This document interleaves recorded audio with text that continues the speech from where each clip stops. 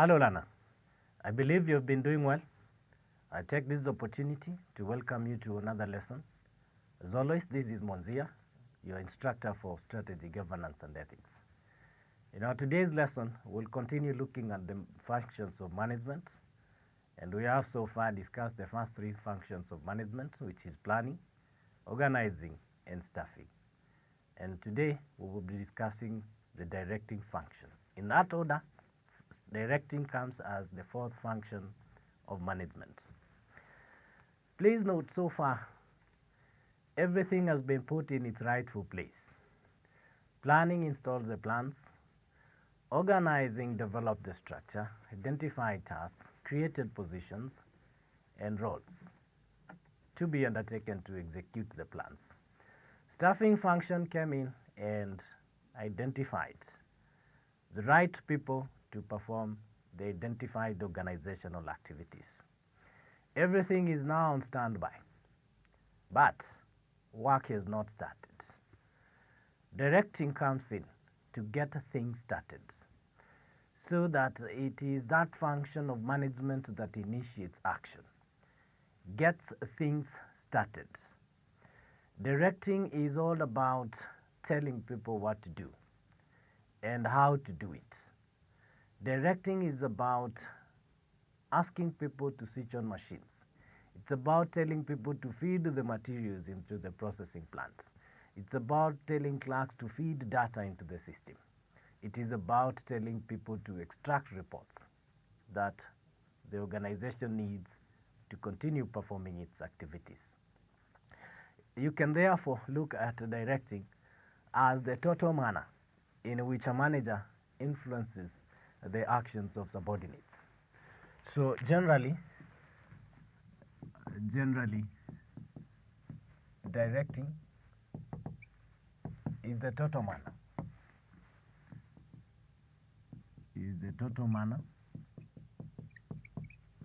In which a manager influences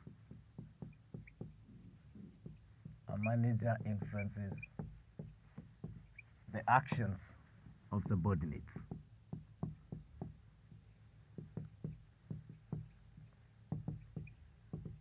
Some gentleman by the name Ernest Dell has defined organizing,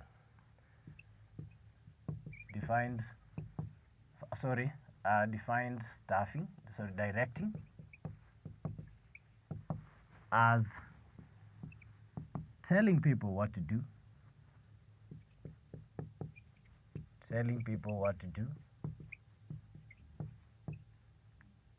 and seeing to it that they do it to the best of their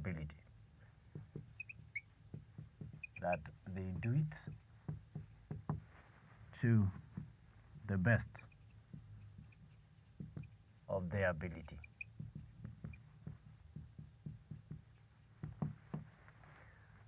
So basically, we are saying that directing is the final action of a manager in getting others to act after all preparations have been completed.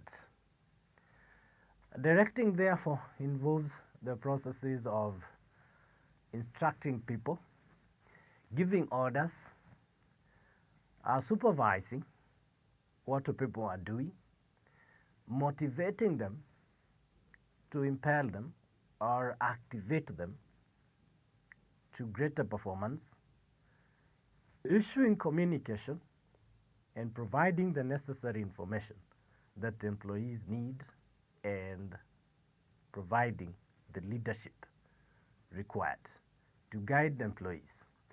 It is important to note now that the organization now has people from different backgrounds with different personalities. However, they've been brought together to pursue a common goal. It is important that there is someone who is going to influence the attitudes, behaviors, and personalities of these people so that they align to the organizational objectives. And that person comes in the form of directing. Now, What is the importance of directing? Like we have discussed the importance of all the other functions of management, we will also consider the importance of directing as a function. The first and the most important, which is core to directing, is that it initiates action. It gets things started. It initiates action. Two, directing also harmonizes or standardizes processes.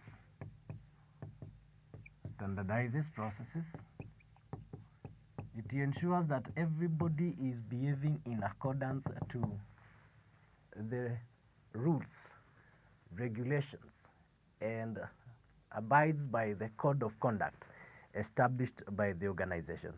Again, it also integrates individual efforts, integrates and aligns individual efforts,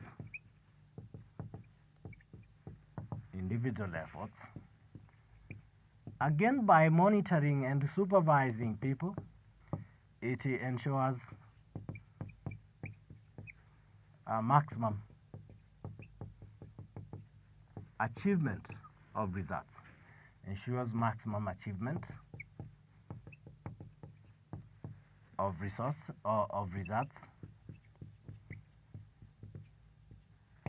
Similarly, it also ensures optimum use of organizational resources,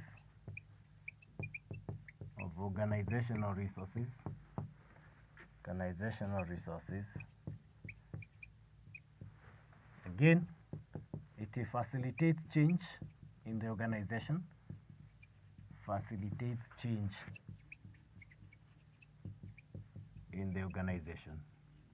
It is the leader.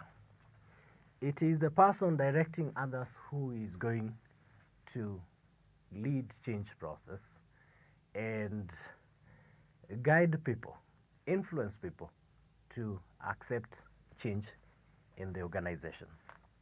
Now, what are the processes involved in directing? Elements of directing.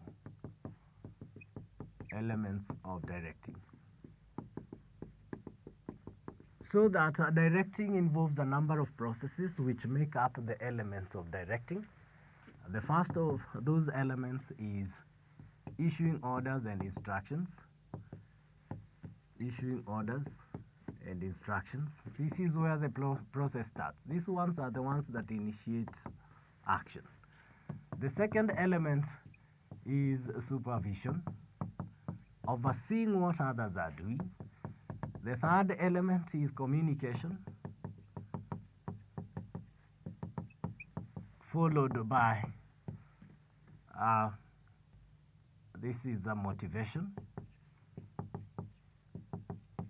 and finally the umbrella element is leadership. We will proceed to consider each of these elements or processes making up directing one by one, and we will start with issuing orders, instructions, which we are saying is the starting point of the directing function. For work to get started, managers, leaders need to instruct, need to tell people what to do, how to do it, and when to do it. Otherwise, if that doesn't happen, then all the infrastructure put in place will continue to remain in the same place. Somebody has to activate people to go about performing their tasks. The first one is issuing orders and instructions. Element number one, issuing orders and instructions.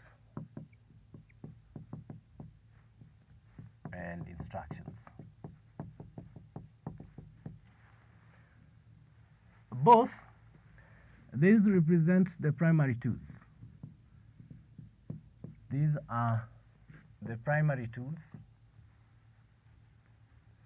These are the primary tools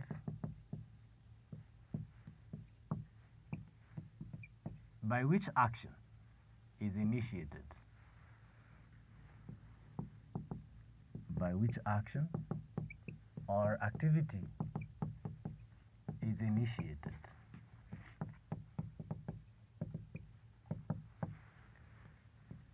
Right? However, they represent two different things. So that an order is a means of initiating, modifying, or stopping an activity. An order represents a means of initiating. It must come first. A modifying or stopping an activity. Stopping an activity. It is the first step in the directing function. You're simply telling an employee, switch on the machine. That is where the processing process starts. You're telling a clerk, feed data into the system, initiating the entire processes of processing that data. An instruction, on the other hand, is guidance on how to go about work. Instruction is guidance on how to go about work. So employees need to be taught. They need to explain to employees exactly what it is that they are required to do, when they are supposed to do it, and how they are supposed to do it. It is only that way that they will be useful and they will be able to perform their duties and responsibilities. The second element is supervision,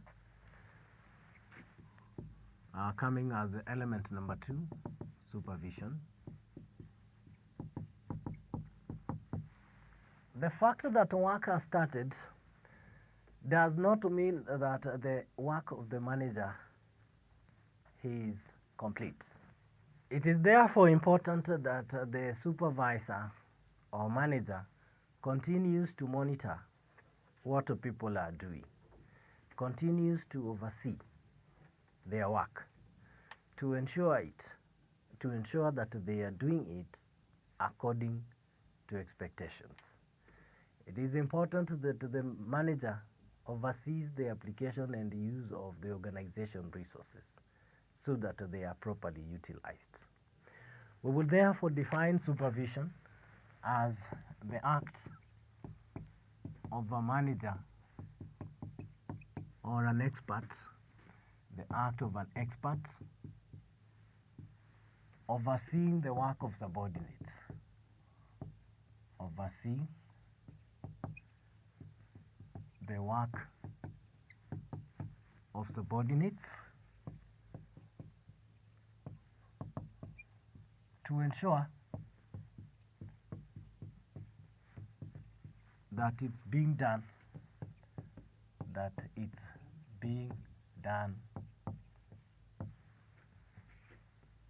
as expected.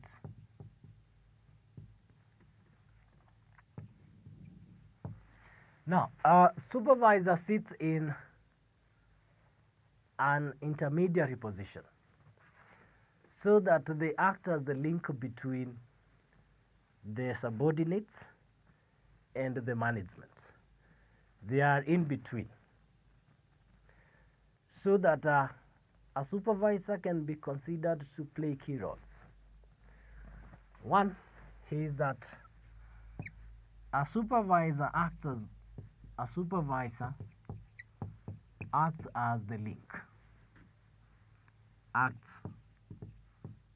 link. the link between management and subordinates.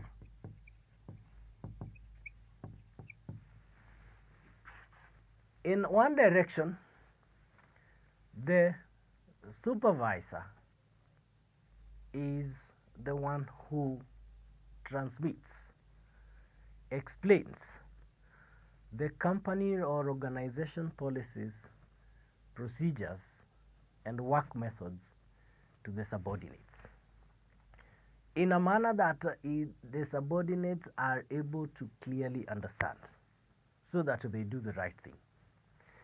On the other direction, the subordinates act as the channel to transmit issues affecting employees or subordinates to the management in order for the management to take corrective action. If employees are facing resource or facility challenges down there, if the state of the working conditions are not good, all those issues will be aired through the supervisor.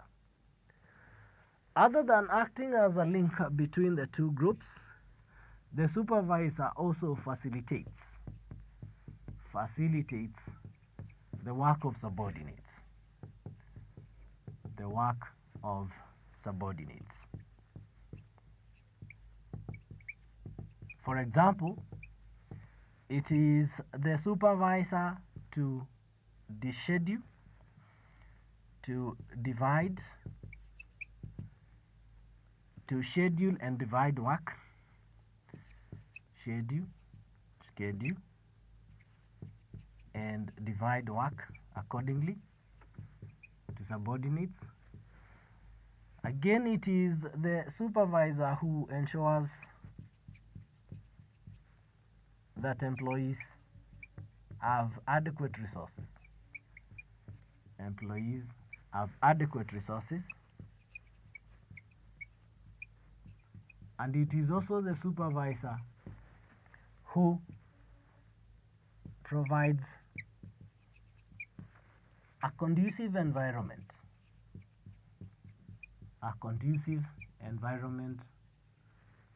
for employees to work smoothly.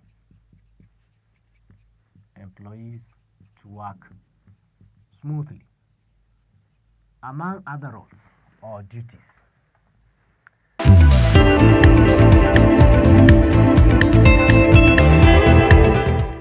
Thank you for watching this video. Don't forget to get yourself a copy of our professionally prepared study text and revision partners. Visit our shop along Tom Boyer Street, Pioneer House, 3rd floor, opposite Fire Station.